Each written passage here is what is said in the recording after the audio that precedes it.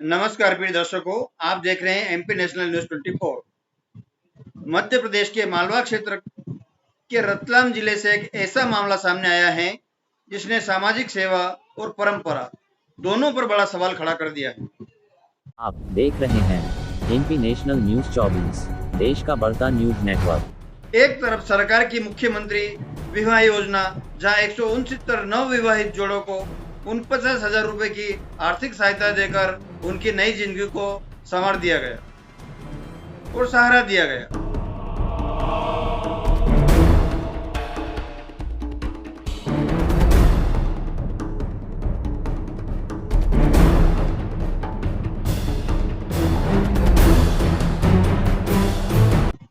तो वहीं दूसरी तरफ अगले ही दिन बिरमाल गांव में आयोजित पाटीदार समाज का सामूहिक विवाह सम्मेलन संपन्न हुआ, जहां हर जोड़े से लगभग 30,000 रुपए की राशि ली गई। अब सवाल ये उठता है कि सामाजिक परंपरा है या फिर गरीब परिवार पर बढ़ता आर्थिक दबाव। जहां सरकार फिजूल खर्च रोकने और जरूरतमंद को राहत देने की बात कर रही है, वहीं समाज के नाम पर उसी वर्ग से मोटी रकम लेना और कीमती दहेज देना, पकवान खिलाना, क्या यह सही है? तुलना कीजिए 49,000 रुपए की मदद और 30,000 रुपए का योगदान। आखिर नव दंपति के हाथ में बचता क्या है? मध्य प्रदेश के रतलाम जिले में सामूहिक सम्मेलन तो कई जगह होते हैं। आज बिरमाल क्षेत्र में एक सामूहिक सम्मेलन किया गया। इसी कार्यक्रम में अपन जानते हैं अध्यक्ष महोदय के आज की प्रक्रिया के संबंध में जानकारी लेते हैं। भैया अपना नाम पता परिचय बताओ। मैं राजेश पाटिल, ग्राम बिरमौल, सामूहिक विवाह समिति का अध्यक्ष हूँ।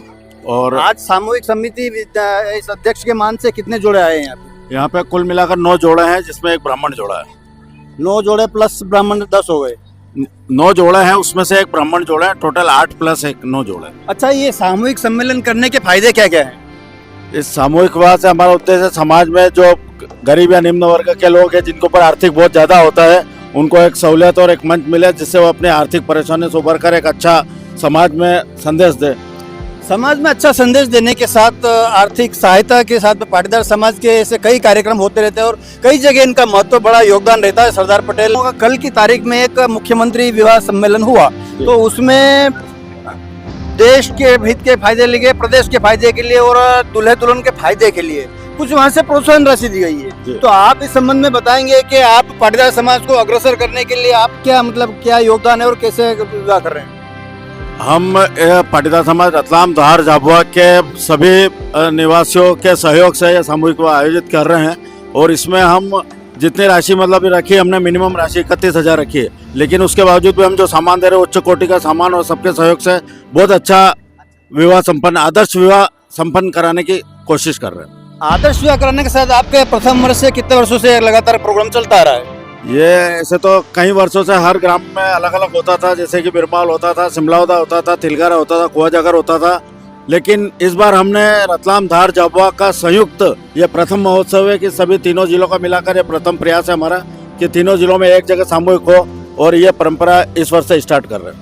इस वर्ष से स्टार्ट करने के साथ परंपरा को आगे बढ़ाते हुए एक प्रश्न मेरे मन में और उठ रहा है। आज पाटीदार समाज या किसी समाज को आप उन्नति की ओर ले जाते हैं, तो क्या प्रशासन के माध्यम से कल जो 169 जोड़े का प्रोग्राम हुआ, शादी हुई और शादी के दायरे में उनको 50-49,000 रुपए की प्रोत्साहन राशि दी गई, तो उसमें कहीं आपको ये नहीं लग रहा है कि पाटीदार समाज को ये तो लॉस हुआ है?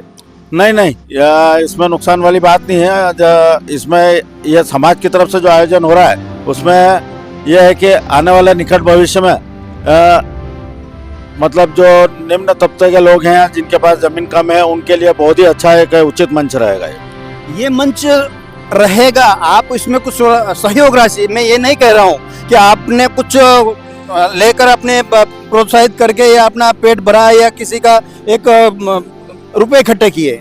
आज तो उन लोगों का नुकसान है जो 9 जोड़े हैं। 9 जोड़े को जो आज कल जो शादी उसमें कुछ प्राप्ति हुई है, तो आपको क्या लग रहा है इस बारे में?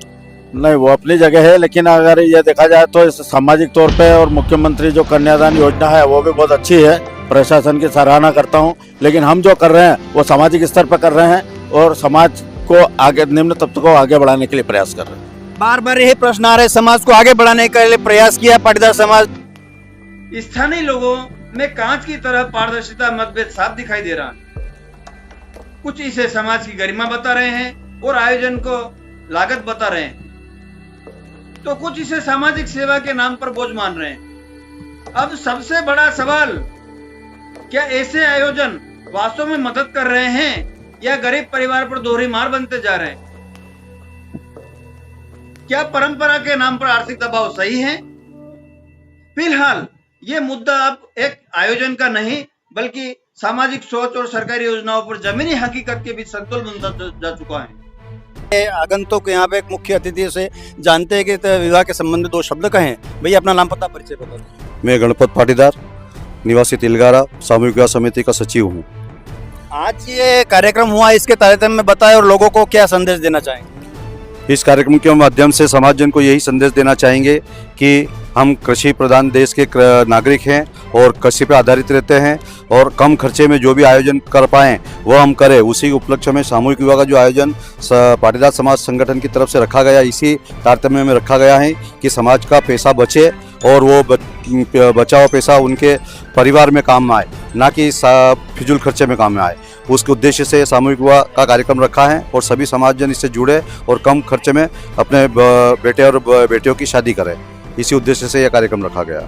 इनका उद्देश्य बहुत ही सराहनीय उद्देश्य के साथ सामूहिक सम्मेलन संपन्न हुआ। पंडित जी बैठे हैं पास में, इनसे 2 शब्द जान लेते हैं। अपना नाम पता परिचय देते हुए सामूहिक सम्मेलन के विवाह पद्धति किस प्रकार से आप निर्वहन करते हैं? इसमें 8 जोड़े आप समाज के हैं, पाटीदार समाज के हैं और 1 जोड़ा इन्होंने ब्राह्मण का भी लिया है। तो ये बहुत अच्छी बात है कि इन्होंने 8 जोड़ों के साथ में एक ब्राह्मण विवाह जो करवा रहे हैं, ब्राह्मण युगल जोड़े का शादी करवा रहे हैं, ये आपकी तरफ से बिल्कुल निःशुल्क करी जा रही है। और ये जो विवाह पद्धति मैं आपको बता दूं कि भाई साहब, जो विवाह सम्मेलन जो हो रहा है ये आज से नहीं हो रहा है। विवाह कई युगों से चलता है, पर आज की कलयुगी प्रवृत्ति में कुछ चेंजेस हुए। चेंजेस होने के साथ आप विवाह संपन्न कैसे करवाते हैं?